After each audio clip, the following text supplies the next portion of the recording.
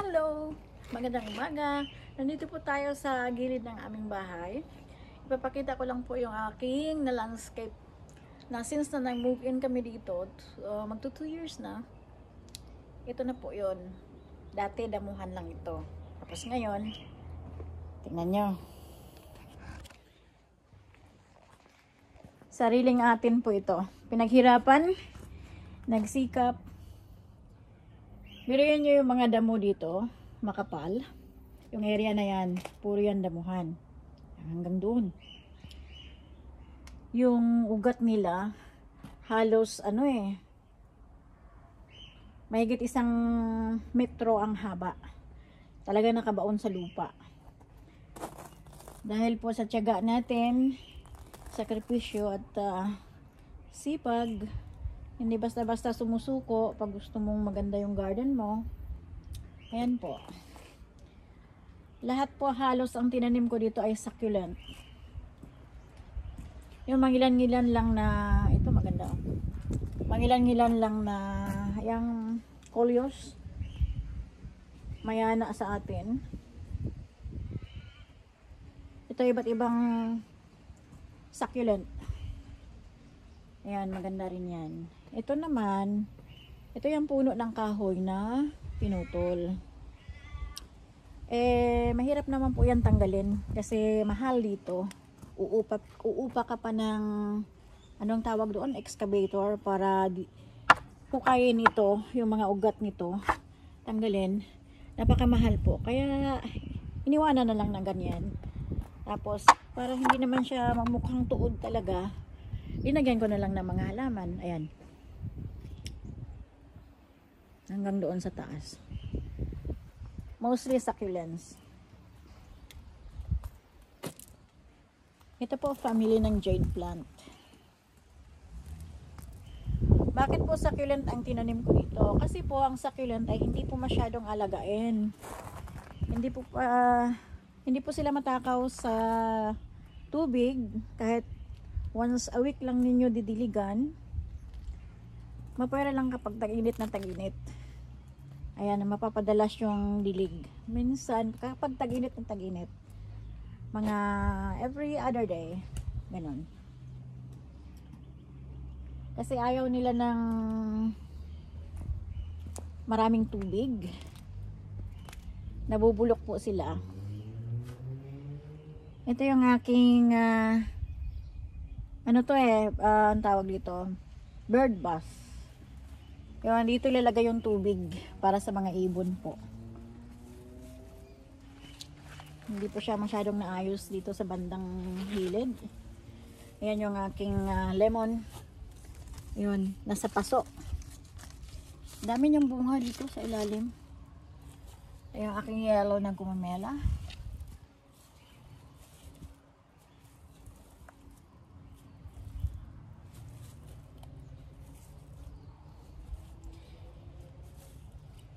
Ito yung aking mga jade plant. Magandang tingnan yan kapag namumulaklak kasi lahat po ito, puro yan bulaklak na pink. Na maliliit katulad nito oh. Pero mapupuno yan ng bulaklak. Ito yung aking mga roses na bago lang naka-recover sa mga insekto. Inatake po sila ng insekto. Katulad nito oh. Naninilaw yung dahon na nangingitim. Ay kumakain. Yung para uod na mabalahibo. Ano bang tawag doon? Ito. Punta tayo sa sa backyard garden. May mga gulay po ako doon. Ito naman yung mga katatanim ko lang ng mga halaman. Nasa maliliit na paso.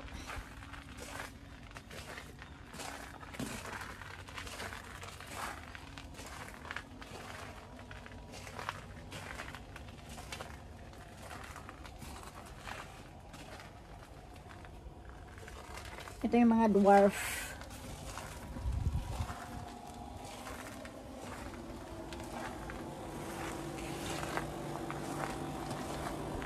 Ito nagkaroon na ako ng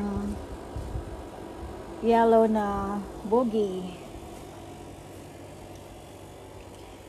Ito tatabasin ko na lang yan. Kasi, ayan, tingnan nyo yung ano, sinasabi ko sa inyo, snail.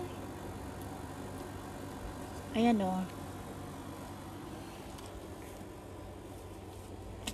Kinakain po nila yung ano, dahon. At saka sinisip-sip po nila yung katas ng dahon. Kaya magtataka na lang kayo bakit namatay yung halaman ninyo. Umaatake po sila kapag gabi. Ito yung aking white onion. Ito naman ay red onion. Katatanim lang po kaya ganyan sila kaliliit. Ito yung aking sayote. Kaharvest lang tapos na po silang mamunga. Ito naman yung aking red onion. Mga 2 weeks old. Yung aking white garlic. Ayan, 2 months na po yan. Ito yung isa sa variety ng aking guava. Makapal yung balat. Ayan naman yung parsley. Ito yung white potato. Ito naman yung white garlic. At ayan yung purple na sweet potato. Ito yung maliit na puno ng kalamansi na punong-puno ng bunga. Ito yung mint. Ito yung katatanim na mga 1 week old pa lang yan. Beetroot. At dito naman po yung aking ampalaya. Sana gumanda ka, lumusog ka ampalaya. Yan.